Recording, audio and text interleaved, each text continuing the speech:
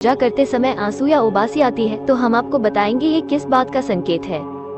जब आप पूजा करने बैठते हैं तो आपकी आत्मा का जुड़ाव भगवान के साथ होता है। भगवान तो हर जगह है, सभी चीजों में उनका वास होता है। जब आपकी आत्मा का जुड़ाव भगवान के साथ हो जाता है तो भगवान आपको कुछ संकेत देते हैं, लेकिन हम इन संकेतों पर ध्यान नहीं देते और समझ नहीं पाते हैं। भगवान हम सभी से जुड़े होते हैं। जब हम पूजा करते हैं तो हमारे आसपास का वातावरण ऊर्जा से भर जाता है। हम चाहे कितने ही दुखी या तनाव में क्यों ना हो, हमें खुशी का अनुभव होता है।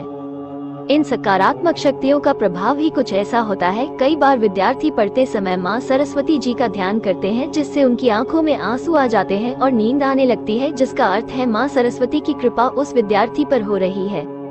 जब हम भगवान से जुड़ी कोई कथा या भजन सुनते हैं तो हमारे शरीर के रोम रोम खड़े हो जाते हैं और आंखों में आंसू आ जाते हैं।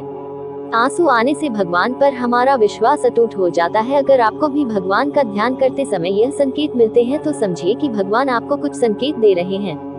इसका मूल कारण है जाप के समय मन का भटकना। हमारा ध्यान अपने इष्ट पर केंद्रित हो, मन प्रभु प्रेम में डूबा हो। यदि खान पान तामसिक होगा तब भी मन नहीं लगेगा। अतः सात्विक अन्न ग्रहण करें। मांस, मछली, अंडा, लहसुन, प्याज सब तामसिक अन्न है। इनका सेवन करेंगे तो मन लगेगा नहीं। मन को ईश्वर में लगाना है तो अन्न का विशेष ध्यान रखें। जैसा अन्न वैसा मन। नहा धोकर साफ वस्त्र पहनकर भोजन बनाएं, भोग लगाएं, फिर अन्न ग्रहण करें। इससे मन शुद्ध हो जाएगा व जाप के समय जम्हाई नहीं आएगी। मंत्र जाप एक क्रिया है। इस क्रिया में इंसान को अपने मन को स्थिर कर अपने आराध्य के सामने शांत मुद्रा में बैठकर एक दीप को प्रज्वलित करे। उसके पश्चात तुलसी, रुद्राक्ष, स्फटिक की माला लेकर भगवान गणेश की स्तुति करे। उसके बाद मंत्रों का उच्चारण मन में अथवा सिर्फ जिह्वा को हिलाते हुए करे। मंत्रों का उच्चारण जोर जोर से न करे। मन में प्रभु की छवि रखकर अपने मंत्रों को बोलते रहे। यदि कुछ समय पश्चात आपको उबासी या आपका मन विचलित हो रहा है तो इसका अर्थ है आपका मन स्थिर नहीं रहा, आपका मन कहीं और जा रहे है। इससे एकाग्रता भंग होती है। तो कुछ समय के लिए आप मंत्रों के जाप को विराम दें। स्थान से उठने से पहले क्षमा याचना कर ले प्रभु से।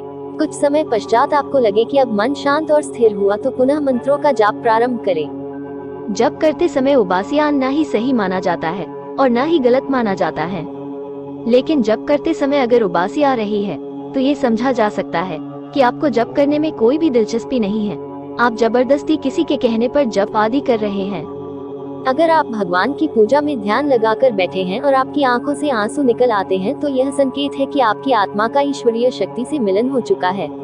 ऐसे समय आपको जो चाहिए वह भगवान से मांग ले, आपको फल जरूर मिलेगा। बहुत से लोग इसे संयोग समझकर छोड़ देते हैं, परंतु इस समय ईश्वर से अपनी मनोकामना को बताना चाहिए और अपने दुख दूर करने की कामना करनी चाहिए। आंखों में आंसू आना इस बात का भी संकेत है कि आपके मन के अंदर की सफाई हो रही है। आपके मन में जो गलत विचार और दुहक है वो भी बाहर आ रहे हैं। लेकिन कुछ साधकों से वार्तालाप के बाद ये भी मालूम हुआ कि जब इष्ट देव की आराधना की जाती है तो इष्ट देव की समीपता का एहसास होने से उबासियां आने लगती है। एक साधक जो लंबे समय से साधना करता हो और उसको उबासियां आना स्वाभाविक है, या आंखों से आंसू भी आ सकते हैं। जब आप पूजा करते हैं या किसी मंत्र का जाप करते हैं तो आप ध्यान में चले जाते हैं और अपनी आत्मा का भगवान से जुड़ाव महसूस करते हैं। यह भी इस बात का संकेत है कि आपकी पूजा स्वीकार हो रही है और भगवान जल्दी ही आपकी मनोकामना पूरी कर देंगे। प्रत्येक साधक के अलग अलग अनुभव है अपनी साधना के। सभी साधकों के अनुभव एक जैसे होना संभव नहीं है।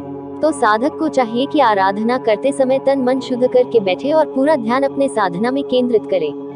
भगवान कल्याण करेंगे।